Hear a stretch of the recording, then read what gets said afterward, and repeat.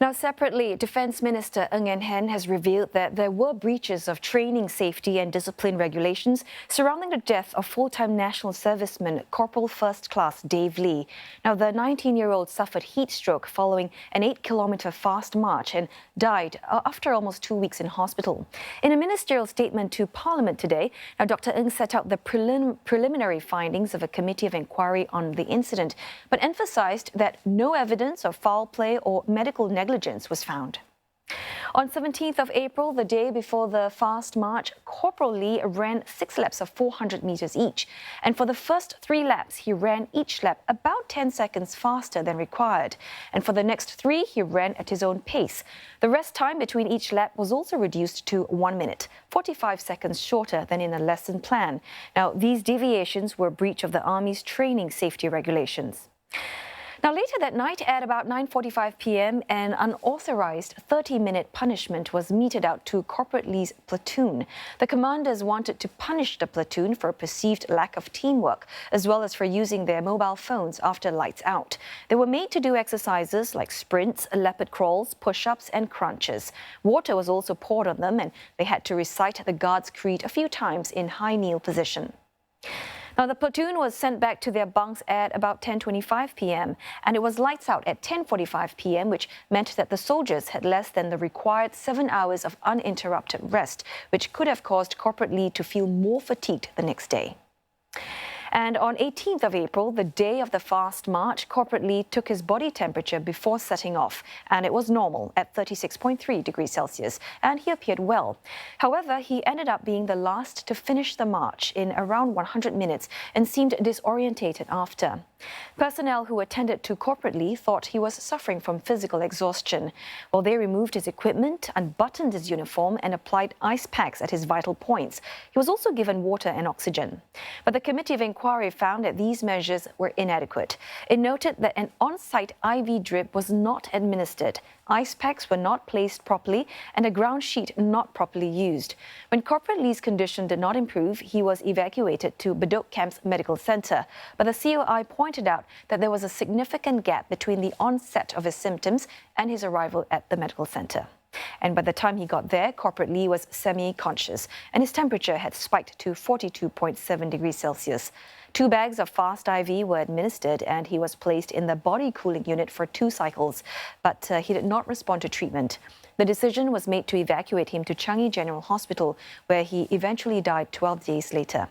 The committee's preliminary assessment was that Corporal Lee had likely succumbed to heat stroke due to inadequate on-site casualty management and delayed evacuation to the medical centre.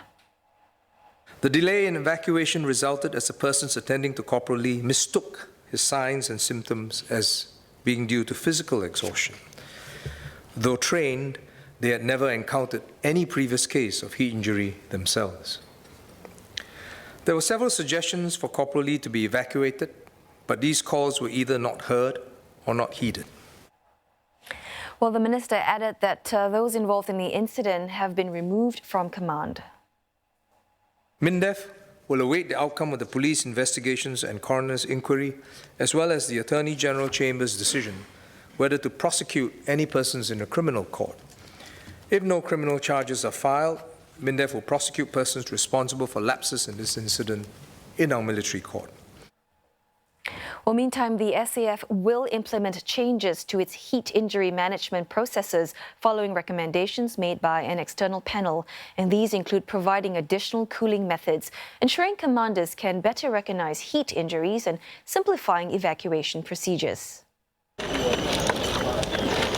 The Army is looking for more effective ways to cool things down when it gets too hot, like letting soldiers soak their hands and forearms in cold water for at least 15 seconds during and after strenuous activities.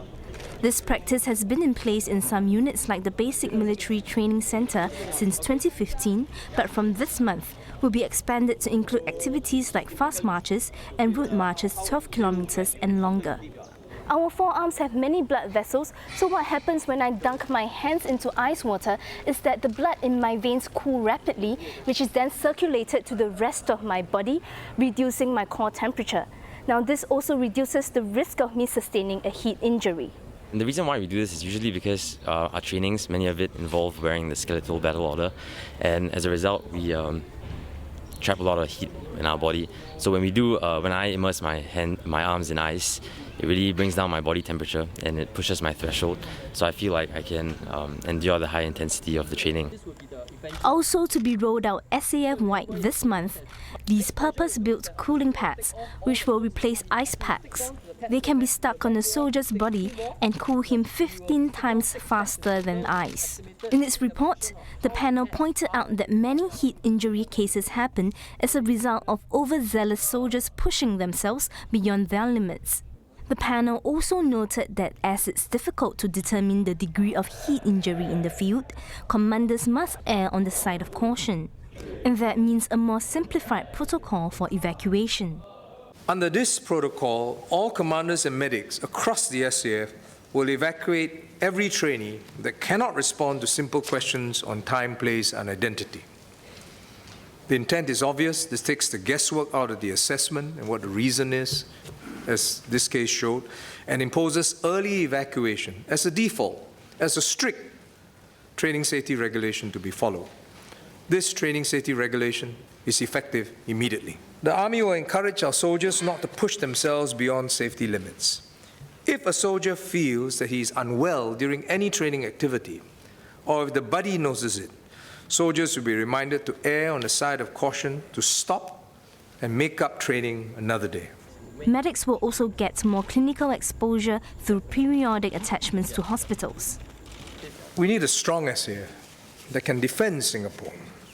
But it must and can be built without compromising the safety and well-being of Singapore's precious sons serving the national service. Zero training deaths must be the norm, and any mishap should be vigorously attended to by commanders to achieve this norm. Dr. Ng also encouraged servicemen to take care of themselves and sound the alert when they notice a buddy is unwell or when training regulations are not being complied with.